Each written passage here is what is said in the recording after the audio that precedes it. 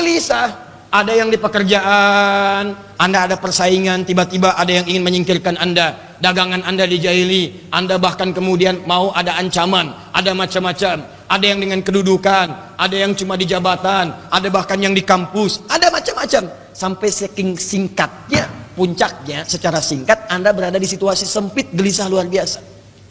Makanan ada, tapi nggak bisa makan. Kadang di rumah tangga, ikan aneh, hidup berdampingan, tapi saling bertolak belakang. Tinggal di rumah yang sama, tidur di kamar yang sama, tapi tidak saling sapa. Ya kadang-kadang mau makan gak enak, terasa sempit hatinya, keadaannya gak nyaman. Maka ini bocoran rahasianya. Ketika pemuda itu menemukan tempat yang demikian dengan segala suasananya, apa yang pertama kali diminta oleh mereka? Tuh lihat. Nih saya mau katakan, mereka nggak minta teman-teman sekalian makanan. Rabbana atina min ladunka ta'aman. Ya Allah, mohon ya Allah, Engkau kan mencintai kami beriman, berlari dari kezaliman untuk mendekat kepadamu ya Allah. Ini gua pasti nggak ada makanannya. Ya Allah, anugerahkan kami makanan. Tidak. Rabbana atina min ladunka nuran. Ya Allah, kami nggak ada cahaya nanti di gua. Mohon ya Allah, berikan kami cahaya. Tidak. Rabbana atina min ladunka kasuran. Ya Allah. Ya kalau bahasa orang Indonesia misalnya kan. Ya Allah, kami nanti di sana gua tempatnya sangat keras ya Allah, maka mohon minimal adakan kasur di situ. Rabbana atina min ladunka kasuran, ya kan? Bisa. Minta. Tidak. Ternyata yang diminta bukan kenyamanan tidur, bukan makanan, bukan cahaya. Mereka meminta dengan satu kalimat yang kalau itu diucapkan semua diberikan. Mereka meminta dengan satu kalimat yang ketika itu diucapkan semua diberikan. Tidur alasnya keras, tapi dibikin tidur nyaman sampai nggak sadar 300 tahun kurang lebih tidur. Antum alas nyaman, 3 menit sekali bangun. Kenapa Pak? Mimpi ketemu siapa? Sate 200 tusuk. Bang. Masalah lagi. Ini alasnya luar biasa keras. Alas keras, cahaya itu terbatas, makanan hampir nggak ada, tapi dibikin tidur nyaman, saking nyamannya 309 tahun. Wah, mau kayak gitu tidur 309 tahun? Tapi enak itu begini, enaknya begitu bangun nggak kerasa tidur itu udah lama, kayaknya baru tadi gitu. Ya, kan biasanya kayak gitu tuh kalau subuh mau bangun kan? Ya, subuh mau bangun duduk sebentar kan begini, nggak kerasa. Ya, baru duduknya jam 3, begitu begini lagi udah jam 5. Ya. Ada yang sangat nikmat, deep sleep namanya, tidur yang dalam, deep sleep. Cuma 5 menit tapi rasanya panjang gitu, Masya Allah. Itu luar biasa. Ada yang kebalik, panjang rasanya sebentar rasanya panjang, nikmat, berisi tidurnya. Yang mau saya katakan, bukan persoalan tidur dan lain sebagainya, kenyamanan Allah berikan. Ketika diminta satu, semua diberikan. Apa doanya? Lihat kalimatnya. Rabbana atina billadunka rahmatan wa hayyi lana min amrina rasyada. Tuh, ketika Anda dihadapkan pada sebuah kesulitan tingkat tinggi yang solusinya kata orang ini mustahil, gimana masuk gua ke toiletnya gimana? 309 tahun. Anda bayangkan, Anda aja di sini kadang-kadang 2 jam nggak betah. Ya, nggak betah bukan karena taklim, kadang-kadang ke toilet tahan. Kalau ke toilet gak dapat tempat lagi gitu kan. Saya tahu saya. Saya paham. Ya. Ini 309 tahun semua diberikan kenyamanan oleh Allah. Kalau Anda mendapati situasi serupa yang kata orang itu sulit luar biasa, maka jalannya satu. Dibandingkan minta dunia, lebih baik minta rahmat kepada Allah. Mintakan rahmat. Begitu rahmat diturunkan, semua kesulitan hilang. Enak gitu, nyaman. Nah, doanya, catat doanya itu. Itu doanya. Di saat Anda dihadapkan pada kesulitan tingkat tinggi, entah itu persoalan di rumah tangga, entah itu di kantor, entah itu mungkin saat ada penyakit divonis yang luar biasa, entah itu ada persaingan dalam kehidupan bisnis, jabatan dan sebagainya, doanya khusus nih, catat yang tadi. Ya, karena hukum dari asbabun nuzul dalam ilmu tafsir, kaidahnya mengatakan begini, al-ibratu bi umumil lafzi la bi khususis sababi. Ibrah itu, pelajaran itu, hikmah itu, hukum itu jangan dilihat kepada sebab khususnya, tapi dilihat pada keumuman lafadznya. Allah memberikan gambaran lewat ayat ini dengan sifat yang umum. Kejadiannya menimpa beberapa pemuda tadi, tapi hikmahnya diberikan pada orang-orang di masa yang akan datang. Kalau Anda punya kejadian yang sifatnya serupa, walaupun tempatnya beda. Dia di gua, Anda di kantor. Mereka di gua, Anda di rumah tangga. Mereka di gua, Anda di perusahaan. Tapi sifatnya serupa. Sulit, sakit, ada tantangan, terancam. Maka doanya sama. Apa itu doanya? Rabbana atina min ladunka rahmatan wa hayyi lana min amrina. Begitu cara ngajinya tiap malam Jumat. Bukan cuma dibaca. Dibaca itu dapat pahalanya, dapat kita. Tapi kita harus mendapatkan hikmahnya. Kenapa tiap Jumat kita disunnahkan membaca surat Al-Kahf? Karena di situ ada kemudahan-kemudahan yang kalau Anda pelajari setiap Jumat selesai urusan Anda. Ya Allah, tunggu tuh, ada yang setiap saat, ada setiap waktu, ada yang sepekan sekali.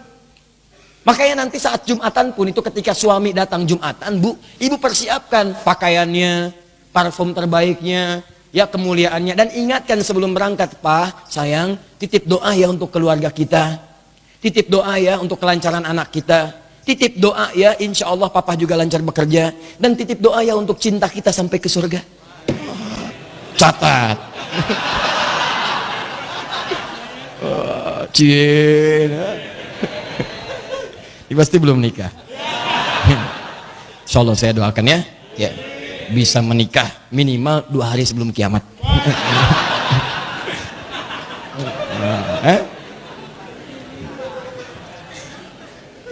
Nah, catat doanya ya. Jadi hafalkan doanya, tapi cara mintanya bukan cuma di lisan. Kalau di lisan juga semua orang bisa. Bahkan semua orang baca. Dan kebanyakan orang sekarang ketika berdoa tidak dengan rumusnya. Kan saya katakan di pertemuan lalu. Lihat rumus berdoa ini, lihat rumusnya, lihat sifatnya. Buka Quran surah 7 ayat 205. Ini caranya. Cara memintanya. Quran surah ke-7 ayat 205. Wadhkur rabbaka fi nafsika tadarru'a wa khifata wa dunal jahli minal qaul. Wa dunal jahri minal qaul. Lihat baik-baik. Wadhkur rabbaka. Ayat ini berbicara tentang doa. Dan mohonlah kepada Rabbmu. Doa, minta. Nah, kalimat doanya dengan zikir. Sedangkan zikir itu adalah segala yang mengingatkan kepada Allah. Salat disebut zikir karena saat salat kita diminta ingat Allah. Bukan ingat WhatsApp, bukan ingat kunci mobil, bukan ingat makanan, bukan ingat snack, bukan ingat macam-macam. Begitu sholat yang diingat Allah. Makanya di Abu Daud nomor hadis 857, Anda katakan Allahu Akbar. Sekarang ini cuma Allah yang agung, yang lain nggak ada. Buang urusan dunia ke belakang. Di begitu Anda takbir, buang urusan dunia ke belakang. Yang diadakan cuma Anda khusyuk mengingat Allah. Allahu Akbar. Semua hanya Allah yang Akbar. Maaf, yang lain tidak. Kebanyakan orang tidak khusyuk itu, lisannya mengucapkan Allahu Akbar, tapi di pikirannya apa yang terjadi? Maaf, Duren Hu Akbar, Juz Al-Pukat Hu Akbar, maaf, Facebook Hu Akbar, WhatsApp Hu Akbar, handphone Hu Akbar. Saking diagungkannya handphone, kadang-kadang ada orang yang sudah siap ngangkat dalam sholat. Sengaja diaktifin handphonenya, karena ada janji dengan temannya.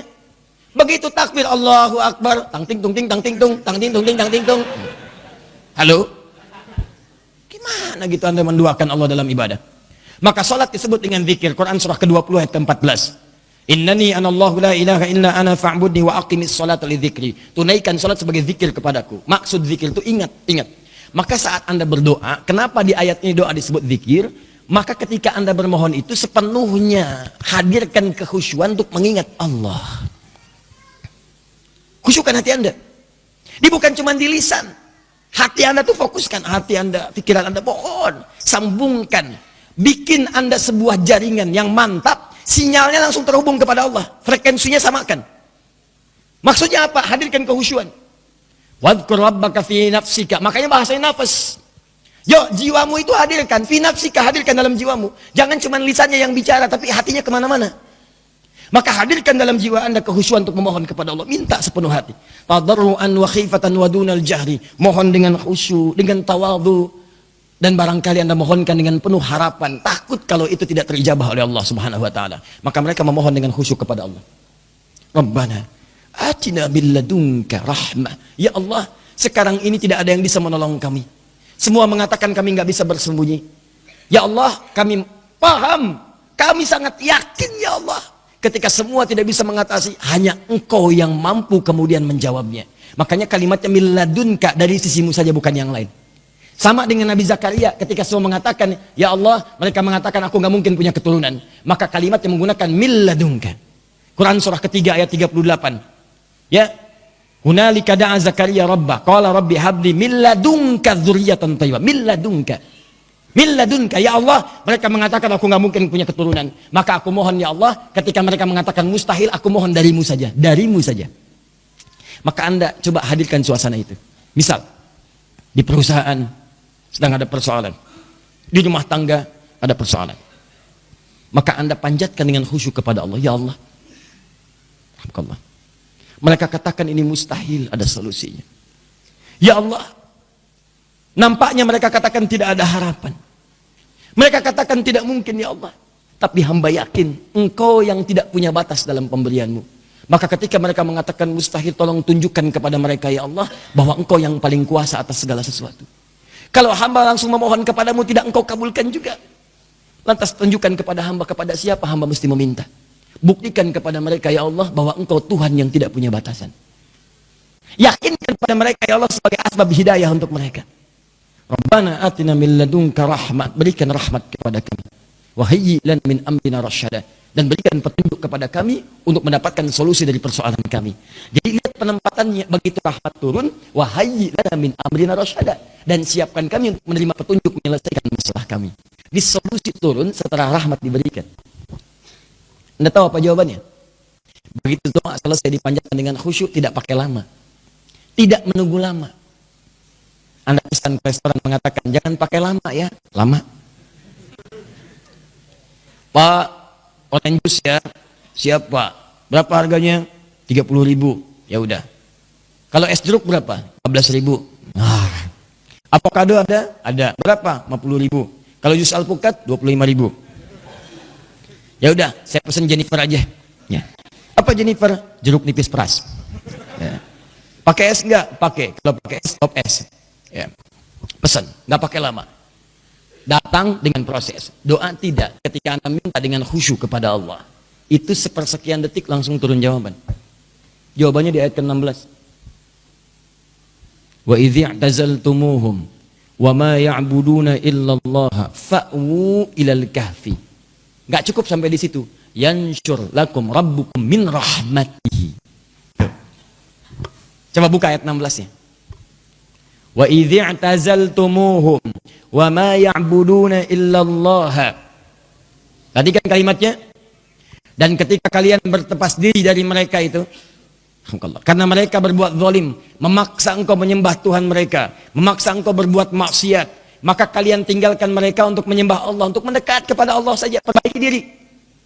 Anda di pekerjaan tiba-tiba keluar karena meninggalkan sesuatu yang Allah larang, kemudian tiba-tiba jatuh Anda, maaf, jatuh ke titik nadir, bahkan terlibat misalnya ada pinjaman belum terlunasi, ada macam-macam yang sulit, tapi niat Anda untuk memperbaiki diri, maka apa yang mesti Anda lakukan? Anda berwudu, Anda perbaiki diri Anda, datang ke masjid, tunaikan sholat, dalam sholat sujud minta kepada Allah Subhanahu wa Ta'ala, ya Allah, engkau yang berjanji pada setiap hambamu, ketika hamba meninggalkan maksiat untuk menujumu, maka engkau akan berikan rahmat kepada hamba. Maka seperti engkau telah berikan kepada orang-orang sebelum hamba rahmatmu, ya Allah, hamba mohon atina min ladunka rahmah. Maka turun jawaban dari Allah. Persis jawaban kepada Nabi Ibrahim ketika beliau akan dikaruniai seorang anak dari rahim istrinya bernama Sayyidah Sarah. Nggak percaya? Buka Quran surah ke-19. Ya, dari ayat 45 sampai dengan 49-nya. Ketika sampai ke ayat ke-49, Allahu Akbar. Indah sekali jawabannya. Kalimatnya sama. Kalimatnya sama. Ketika engkau tinggalkan sembahan mereka itu Ibrahim, wa idh i'tazaltumuhum mimma ya'buduna illallah, ya, wa habna lahu Ishaq. Ketika engkau tinggalkan sesembahan mereka itu, dan apa yang mereka kemudian sarankan kepadamu, bahkan engkau dicaci, engkau dimaki, engkau dibakar, engkau diusir, engkau bertahan untuk mendekat kepada Allah, maka kami hadiahkan kepadamu sekarang sesuatu yang tidak pernah ditemukan sebelumnya. Kami beri kabar istrimu akan mengandung bayi yang sangat cerdas, namanya Ishaq. Bahkan Ishak nanti punya keturunan lagi, Yakub. Bahkan Yakub punya keturunan Yusuf, sampai dengan ketemu dengan Imran. Imran kemudian melahirkan lewat istrinya Maryam. Maryam melahirkan Isa alaihissalam. Tuh lihat. Jadi kalau rahmat itu sudah turun, Itu semuanya tuh terus berlimpah datang. Maka Allah jawab di ayat 16-nya. Wa izi' tazaltumuhum wa ya'buduna illallah. Maka apa yang terjadi? Fa'wu ilal kahfi. Silakan kamu berlindung ke gua. Jadi yang tadi pemudanya itu idz awal fityatu ilal kahfi. Mereka berinisiatif berlindung ke gua. Mohon sebelumnya kepada Allah, maka turun jawaban dari Allah. Kamu pengen ke gua? Masuk ke gua. Udah nggak usah kemana-mana, kata Allah. Yansur lakum rabbukum min rahmati, maka Allah akan turunkan kepadamu bagian dari rahmatnya. Tuh, Allah menggunakan kalimat min rahmatihi, bukan rahmatahu. Kalau rahmatahu semua rahmatnya turun ke situ. Tapi kalau min harfu tab'id, sebagian dari rahmat Allah. Begitu Allah turunkan sebagiannya, mungkin cuma 0,5%, mungkin cuma 1%, 0,5% aja cukup untuk memberikan kenikmatan pada mereka.